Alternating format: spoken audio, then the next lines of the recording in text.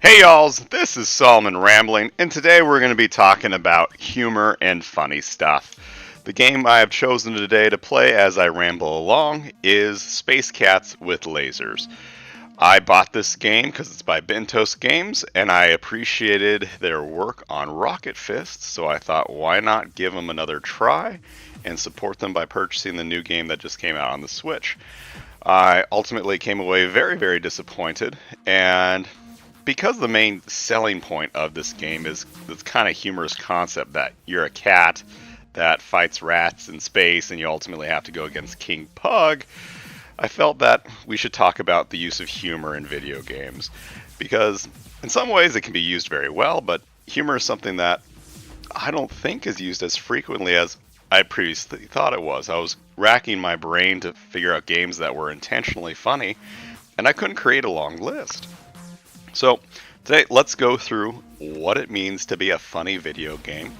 And meanwhile, I'm not going to try to be funny myself because that makes me self-conscious, and we want everybody to be excited with my commentary. Yeah, let's just end it with that. Anyway, let's go with story. Humor oftentimes is what makes the story component of video games worthwhile to pay attention to. The examples we find on the Nintendo Switch itself is like Lego City Undercover. Although I'm not particularly fond of that game, I will admit does have a funny story to it. The writing is pretty good, the voice acting is pretty solid as well, and it brings a lot of life and character into the series. A lot of it's directed towards kids, but still there's some jokes that are slotted in that have a lot of pop culture references that can be satisfying for people of any age. The other game that comes to mind is Mario and Rabbids Kingdom Battle. I know when it was first released, everybody kind of just was worried because Rabbids are known to be obnoxious, that they're the kind of humor that's on the same level as Minions, and we all know that that's kind of like bottom tier. But when it came out, it was incredibly funny because it did manage to merge the whimsical nature of Mario with the more chaotic nature of the Rabbids. Again, the gameplay itself wasn't funny. It had funny elements to it, but it was a very serious kind of gamer concept, the XCOM tactical RPG style of play. And that was a load of fun. And the cutscenes is where most of the humor was derived from. I remember seeing Rabbid Kong for the first time, and I was laughing my butt off. And so they did. Oh, jeez. I was going to say how easy this game was. Anyway. But that's another example. One thing where the humor doesn't take the forefront, example of that would be Night in the Woods. That's a game I recently played, and I have very good thoughts about. I think it's very well done. And instead of being a comedy, it's more of a drama. But the interactions between characters as you go about the game, they insert jokes into their everyday conversation. It's a lot of snark. And it's a way of making your conversations with each NPC worthwhile. It's not the focus, but again, it doesn't need to be. Humor is used as a way to show character and to create a sense of ease when, in general, the game is about some pretty deep and nasty topics. In terms of story and the use of humor, a game that I think probably is the best example of using humor effectively is the Stanley Parable. I know I'm a Nintendo gamer and I don't play much else apart from Nintendo games, but hearing the basic concept of the Stanley Parable, I had to check it out, so I downloaded it on my computer a couple years ago. And for those who don't know the concept, you play a basic office worker who suddenly decides to leave his office and follow the orders of a narrator that's humorous, makes jabs at your character. And it's up to you whether you follow the narrator's orders or you go your own way. And based on your actions, the narrator changes his commentary. It very much subverts the entire video game genre, and the focus is on the story, and the humor really brings it to life. The narrator has immense amounts of character, if that made sense. But it is a joy, and yet it has some very serious topics to it, and it gets kind of absurdist, and it gets existential. But at the end of the day, it's funny. And I think that's a very good example of how to use humor not only to make your game compelling, but to create a larger message. When we talk about video games being art, I very much feel Stanley Parable is one of those, and comedy has its place in art. Apart from story, humor very much can create the theme of your game, can create the environment that you want to show to your gamers and play base. The one that came to mind and that first struck out to me when I was growing up is the WarioWare series. It is absurdist to its core, as you're forced to do micro games where you're picking noses, sniffing your nose so you don't have snot bubbles or whatever. A lot of nose-based stuff. But it's goofy. It's hectic. You do a lot of weird stuff, especially with WarioWare Smooth Moves. The whole game was based on weird stuff you would do while waggling the Wiimote. And for anyone who hasn't tried it, it's a lot of fun, and you sometimes scratch your head at what type of crazy stuff you're going to be doing. I was going to cuss a lot at that point, but I'm trying to keep it PG so far. I am doing a good job, if I say so myself. So that's WarioWare. One on the Switch would be Stickbold. Stickbold is basically dodgeball for like Swedish, Danish, some type of country over there. Ooh, that's probably offensive. I apologize. But anyway, it's a dodgeball game that has a very goofy concept. It does not take itself seriously. You throw balls at each other, but sometimes you throw sausages, you throw crabs, this sounds kind of sexual so far. You throw a variety of different objects at each other, and it gets pretty funny. It doesn't necessarily have the best gags. When you do the story mode, it gets a little hammy, but the whole concept is that you play a light-hearted game of dodgeball. Dodgeball's not the most competitive thing. It's a party game, and so you're supposed to enjoy yourself. And by creating a theme that's cartoony and doesn't take itself seriously, it's a little more fun. The other game that many of you probably know as well is Goat Simulator. That game is a intentionally buggy mess that kind of also subverts the video game genre by purposely being bad. It tries to make you break the game purposely so that you can unlock achievements and just goof around. And yeah, nothing's taken seriously in that game. You could sacrifice people, your goat tongue can go very far out and lick all manner of things and carry it with you. There's one achievement that specifically asks you to blow up a gas station, a la Michael Bay films, and it's that goofy nature that makes you actually want to play the game. Because in reality, all you're playing is a buggy mess, and normally that would be incredibly frustrating, but through use of their humor, it's a worthwhile experience. The one game that I would say exemplifies using humor to create a good overall theme and atmosphere for a video game would be Katamari Damacy. That game is so incredibly inventive and interesting, and everything that you face in this game is so wacky. Down from the cartoony visuals to the things you pick up with your ball. Again, for those who don't know the game, and a lot of these games I haven't explained in full detail, so I apologize if you don't know what the heck I'm talking about.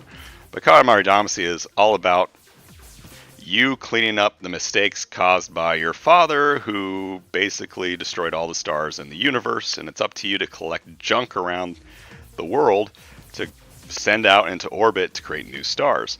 That concept in itself is goofy as heck, but the things you pick up can range anything from eggs to books to push pins to people as it gets bigger and bigger. And by the end of the game, you are rolling up entire islands as you try to recreate the moon. And so yeah, the music is wacky, the visuals are wacky, the goals are wacky, the writing, everything is just balls to the walls absurd. And it does a really good job of immersing you in it and looking forward to what you're going to suck up next in your balls. Oh man, we're talking a lot about weird stuff.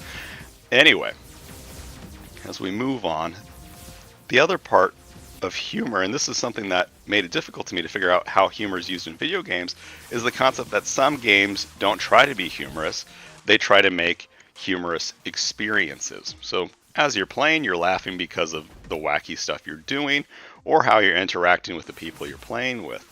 A good example of this is Snipper Clips. Snipper Clips is funny for what it is, but it's really fun when you have someone else to play with, because sometimes you can play competitively, sometimes you make mistakes, and the way that you respond to each other and the way that your characters respond on screen can be a really fun experience. Another example would be Octodad, especially when you get 4 players, each person controlling one limb. It gets really goofy as you're all screaming at each other to do one simple objective. Octodad is another example of a game that takes an absurd theme and tries to interweave it into its story, but I found that I was laughing more often based on how difficult it was to accomplish an objective more than I was at the jokes in the game. The multiplayer that comes to mind that does a really good job at making you laugh is Jackbox Party Packs. Those games try to be funny, and usually they suck at it. It's that concept that their humor is awful, but what you bring to the table, the jokey answers that you offer to the variety of games, make the game really funny. So again, for those who don't know what the basic game is, you're offered a bunch of different games where you offer your own jokes, and they could be anything. It could be puns, they could be really crass jokes. Think of it as Cards Against Humanity presented in 5 different video game formats. And of course, based on how dirty your mind is or how funny your friends are, you can have a really good time. And if you were forced to work with just the typical Jackbox suggestions or their jokes, it wouldn't be nearly as funny, because, who knows? They don't appeal to your humor as well as you do. And if you're seeing me choose random upgrades, I apologize. My multitasking ability is tanking as I'm trying to wrap this up in a semi-short video. That way you don't have to watch this game for too long. But the game that exemplifies natural humor to me best, and I've probably talked about it a lot recently, is Human Fall Flat. Human Fall Flat is funny because it is difficult to control, but the game itself doesn't have much inherent humor. It's your efforts to try to solve the objectives that make it really funny. That's based on how many times you mess up, how you try to invent a novel solution. You can come away with some really enjoyable experiences. I have laughed my arse off playing that game with my partner just because of the weird situations we find ourselves in. And it's not because the game tried to be funny, it's just because it was. Our attempts to be productive often failed, and it wasn't frustrating because we knew that sometimes we didn't have control over it. Now, those are all examples of using humor fruitfully. We get to people trying to use humor in unproductive ways, and the way I see it used most unproductively is when they're trying to fill a hole, that the video game's missing something, and the developers either are too lazy or too uninventive or what have you to come up with something that's truly productive. So they cobble together humor and hope that no one notices that the game itself is bad. And this is not necessarily indicative of bad games. One of the examples I was going to bring up is Tumblestone, which is a fantastic puzzler currently on the Nintendo Switch. It was on the Wii U, and I think it's on the computer as well. It's a really good puzzle game, but it lacks a theme. There's kind of iffy art direction when it comes to it. It's very cartoony, not very original, and they have a story mode to it that has some jokes, but most of them aren't good jokes. They're kind of meme filled, or they do a lot of internet humor such as hashtag, what have you. There's one character that's a sausage, and they try to play it up as much as possible that this character is a sausage, so that you kind of ignore the fact that the story is trite and nothing special. Again, a puzzle game doesn't need to have a story, and I think they just did it so that they don't have to have colored blocks and that's it in their video game. But again, they're using humor purely so that they don't have to create something else. That you have something like Puyo Puyo Tetris, which struggles with the same issue. The story is goofy and not well written, but it tries to use humor so you don't have to acknowledge it.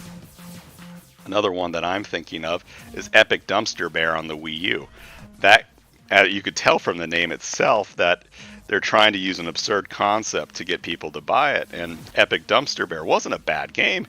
It was just a standard platformer. And they used concepts, I think, on the internet. They didn't make their own assets. They just cobbled together some graphical... Oh my god. See, I don't even know how to pronounce this stuff. They used someone else's assets to make a game. And they used the Epic Dumpster Bear, who's fighting against a big corporation to save his forest, whatnot, as a way to say, here's a game. We made it. We wanted to make a platformer, but we didn't really think out how we were going to make something unique and creative like Mario. The other game I'm thinking of that does this is Fire Emblem Warriors. Fire Emblem Warriors' story is absolutely atrocious. It is poorly written. The acting is awful to boot. And even though it tries to be serious at the end and even has a twist and a dramatic death, oh, spoilers, I'm sorry, it puts humor in most of the other conversations, because I imagine the writers didn't know what the hell to say between all these Fire Emblem heroes. I need health, so let's do that. And so instead you get these really weird, almost 90s era jokes and puns and one-liners, and it just feels uncomfortable. Hyrule Warriors didn't do it. It took itself seriously, maybe too much so, but at least you didn't get these cringe-worthy one-liners talking about, oh, we're not the same in weight, or double damn is my favorite line that comes from it. Who the hell says double damn, first of all? So yeah, Fire Emblem Warriors used humor to mask the issue that it didn't have a coherent story. Now, those are all games that were okay. They weren't bad, they were just fine. In the case of Tumblestone, it was actually good. But then you do get the bottom of the barrel games that use humor because they got nothing else. They are going to use something that grabs people's attention so that they buy it when they see it on the eShop for that idea alone, and hope that they make enough money to justify the amount of work they put into the game. The one game I'm thinking of right now is Meme Run. This was on the Wii U, which again was notorious for its awful games that was on the eShop, but Meme Run was exactly as it sounds. It was an auto runner where that was filled with every meme imaginable. Not even every meme, it had like 6, but it would salt your eyes with all these different memes. Oh wow. So, and it was atrociously obnoxious. It wasn't fun, and it got terrible reviews, but who knows if the developer even cared. They were just trying to do something that would get people's attention, and people were going to buy Meme Run because they like memes, and they spat it out. The same thing happens with the recent game that came out, Super Roll and the Lost Burgers, where you're a llama who in another auto-scroller game, which is filled with a bunch of memes.